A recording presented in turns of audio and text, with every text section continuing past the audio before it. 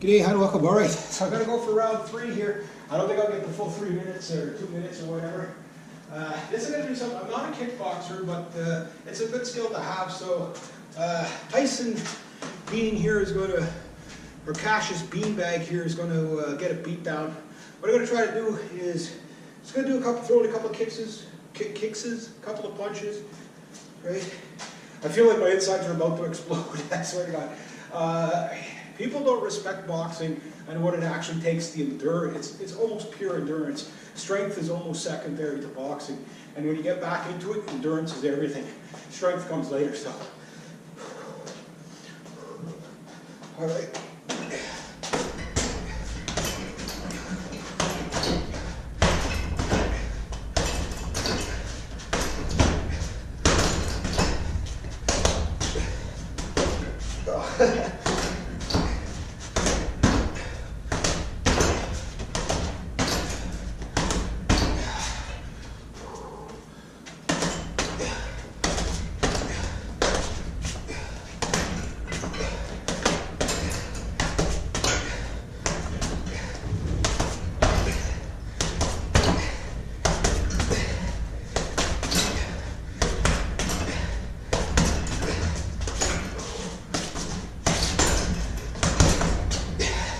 Yeah, that guy's going down. I think they're gonna come down and yell at me to quit anyway, so I hear chairs moving, so. All right, so that's more like it. So today, I'm gonna end with that. I'm taxed. I lift 225 today, squatted 95, benched 115, did 30 exercises, beat up Cash's Tyson beanbag.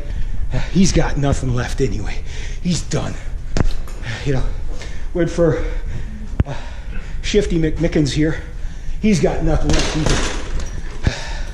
Lifted the 200 pounds farmer's walk, 100 pounds in each hand. Did this all in one day. 2 hours. 2.5 hours, I guess. Yeah, about 2.5 hours. Almost 3, maybe. No, it'll be almost 3 hours. That's a really good workout today. Plus, I did some dips. I did some skip rope. I did lunges. I did everything today. So today was a really good day. And I'm spent. So, and I also found out something about my boxing, that I could last round 1 without taking any hits. So that means knock that down by about 10% to 10%. So with hits, I could probably last 10% of the first round. So I did round 1 was 2 minutes, but I think round 1's supposed to be 3 minutes, and then the other 11 or 2 minutes. I can't remember. I'll have to see what the regulations are, but my goal is to last 12 rounds. Then once I could last 12 rounds, that means I could, with hits, I'll probably be able, because as soon as you get a good body shot on you, you've got nothing left. So that's why sparring is always a good idea. Get the good headgear. I got the mouth gear. I got to get better foot gear. And once I have all that stuff, then I'm going to just go to a used sporting goods shop and get everything like for $5-10, right?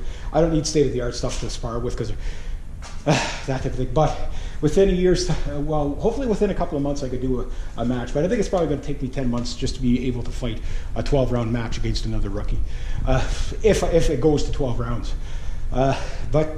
Yeah, I was able to almost get the dread sled hammer punch in there. I almost got that uppercut down there. I got to coordinate a little bit better. Sometimes you throw your uppercut too soon. This is a big problem with boxers. They throw their uppercut too soon. 1, 2, 1, 2, 3, 4, 1, 2, 3, 4, 5, 6, up. you know, that's the last one. You wait for that opening. Don't throw it too soon. But if you throw it at the right angle, you got the guy. Mind you, he's trying to do the same thing you. So boxing is more about strategy than anything. Getting back into it, the best way to learn is through sparring, but to build power, you have to beat up Mickey McBeanbag over there for a little bit. And that is very similar to punching another human being. That's, I think, an 80-pound bag, maybe 100 pounds. The heavier the bag, the quicker it's every punch. The harder you throw your punch, the quicker this bag is going to take that punch energy from you. So the heavier bag, but you got to be careful with heavy bags because you can break a thumb or a wrist very easy, especially if you're tired. Work your way up to it. Don't get into there too quickly, trying to go at it too hard. See what you can do. Get the clock out. See if you can last a round of an active round, not just hopping around, throwing 1 or 2 punches. Keep the punches moving. You're probably, during a boxing match, or at least what I found years ago was, I always usually outpunched my opponent, even if they weren't hard punches.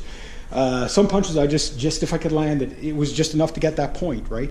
And sometimes if you can't knock the other guy out and you go all 12 rounds, they're just gonna, punches thrown, 156. Punches landed, 110 or 80, you know, depending on your skills. The other guy, punches thrown, 128. Punches landed, 128. He's a better boxer than you. So strategy, that's what I mean. So you can win through that way too. It's not always about knocking the other guy down. A lot of matches don't end in a TKO. Plus, some guys are just really, really hard to knock out. They could, like an example, I watched a Butterbean. I forget who the other guy was. The guy, and this wasn't a small boy. This guy was 300 plus pounds. Butterbean is like 400, 450, whatever it is. I think the fight was from 2 years ago. The guy broke his elbow trying to elbow Butterbean in the head. He broke his elbow or his arm on the guy's head. Some guys are just really, really hard to knock down. It doesn't matter how hard you can hit them. And those guys, you're not going to win by trying to knock them out. You're going to win by out-punching them and just try not to get killed by them in the process. And you'll know this probably after about 3 good landed hits. You got the guy in the jaw, bang, perfect hit. He's still standing. Okay, the second opportunity comes, bang, you gave him the best uppercut you could possibly get. He's still standing. Okay, you give him a body shot, the best body shot you can give. He's still standing. Okay, don't try to knock this guy out. Try to out-punch him. Get the points. Just fight more defensively so you don't get knocked out in the process. But again, you might just win from out-punching it. Because some guys, it just doesn't matter. That's what I think. Like Mike Tyson, for example. I don't think he was really, well, he was a good boxer. Don't kid yourself. He wasn't really that fast of a boxer. He wasn't really that great of a boxer. He had 2 massive things going for him. He wasn't the biggest guy out there. But what he had going for him was he could throw an insanely powerful punch.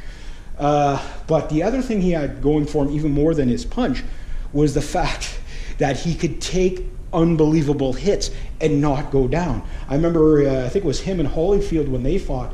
It was like, he's like, oh, the guy just hits you so hard, but he just doesn't go down. You know what I mean?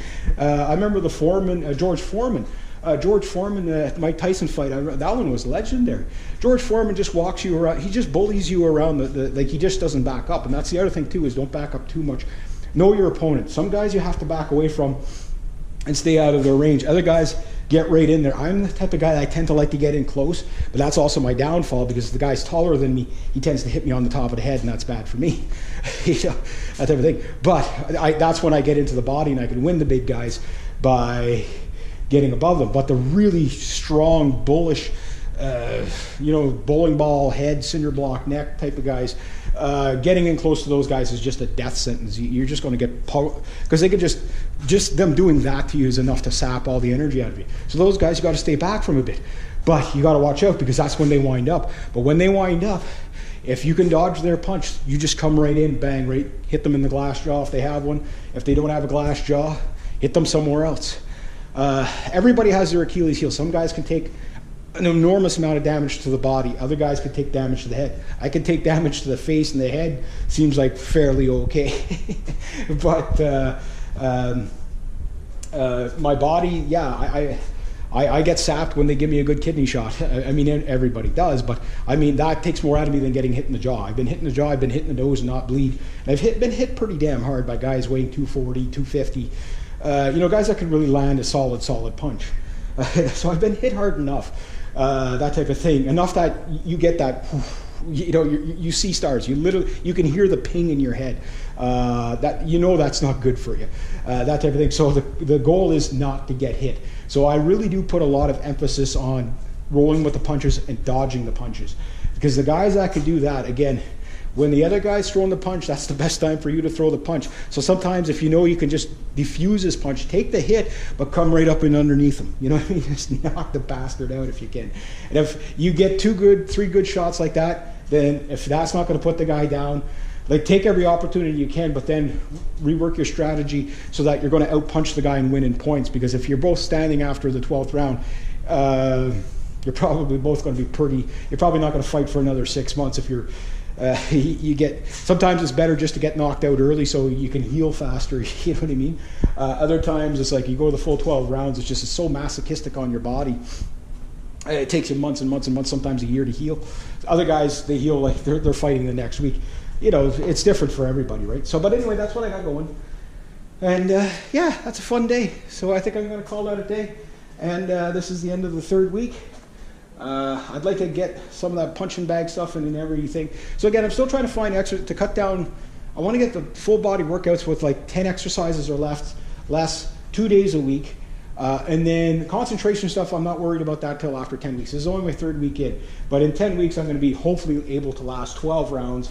And then maybe 20 weeks in, I'll be hopefully ready to go have some sparring done in between that time. And maybe within 6 months, maybe 10 months, hopefully ready to go fight an amateur. I mean, like, the guys, it's his first fight, my first fight, that kind of thing. Maybe it's his 2nd fight or his 5th fight, whatever it is. That type of thing. Amateur, same weight class, that type of thing. So I want to see if I can do that. I'm not in a rush to do it. I'll be ready when I'm ready. If you rush these things, you just get hurt anyway. But yeah, so I got a lot to do. So I will combine kickboxing in with my boxing, just to have it. I'm not really into the MMA stuff. It's too masochistic. To me, I like the strategy and the limitations of boxing because, yeah, there are some dirty boxers out there that throw punches that they shouldn't. But on the other hand, and you know, they use their elbows.